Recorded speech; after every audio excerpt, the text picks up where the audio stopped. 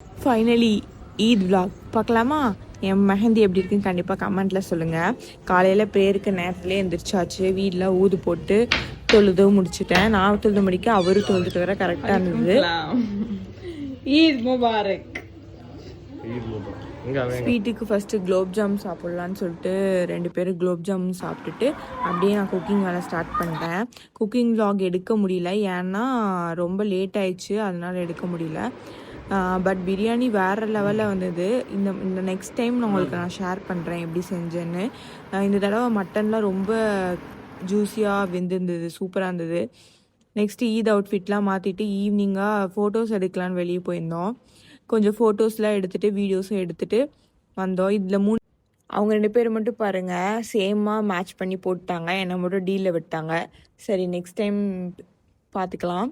யாரோட அவுட்ஃபிட் நல்லா இருக்குன்னு கண்டிப்பாக கமெண்ட்டில் சொல்லுங்கள். இந்த மாதிரி மோர் வீடியோஸ்க்கு நம்ம பேஜை ஃபாலோ பண்ணிக்கோங்க. Eid Mubarak to all.